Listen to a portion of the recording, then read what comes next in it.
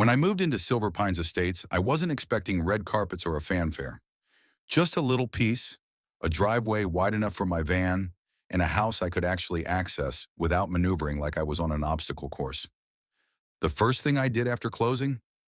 Install a modest, professionally built ramp from my porch to the sidewalk. Sleek aluminum, ADA compliant, and designed not to disrupt the visual harmony of the street. I've had ramps before. This one was beautiful in its simplicity. That same afternoon, while I was still unpacking boxes, she arrived. Karen. She wore a visor and an expression like she had bitten into a lemon. I'd learned later she chaired the HOA Architectural Committee, self-appointed of course, and had opinions about lawn edging, mailbox colors, and now apparently wheelchair ramps.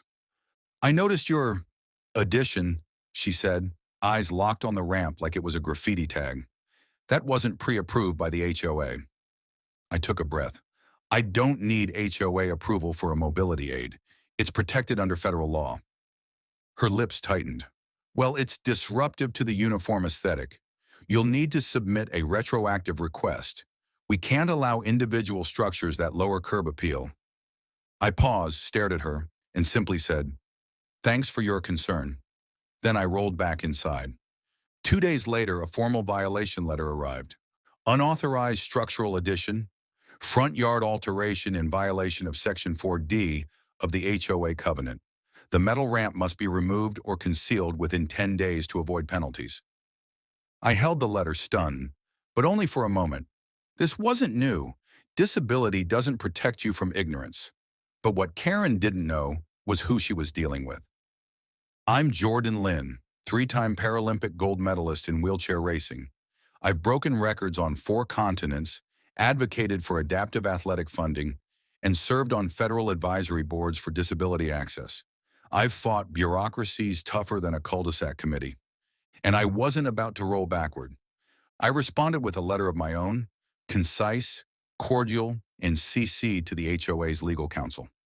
I cited the Americans with Disabilities Act and the Fair Housing Act, which specifically prohibit HOAs from restricting necessary accommodations like ramps.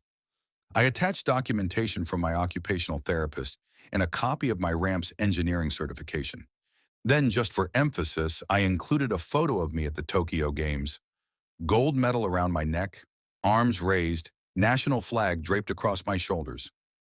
I didn't hear back from Karen, but I did hear from the HOA president. "We sincerely apologize," he stammered over the phone. "There was a misunderstanding. You're, absolutely within your rights. We're revising our internal policies." 2 weeks later, I was asked to speak at the HOA's monthly meeting.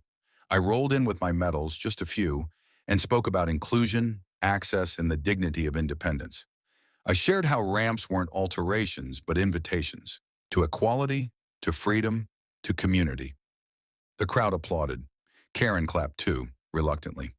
Now, Silver Pines has installed accessible seating at the park, smooth sidewalk curbs, and added mobility-friendly entries to the clubhouse. Neighbors ask more questions.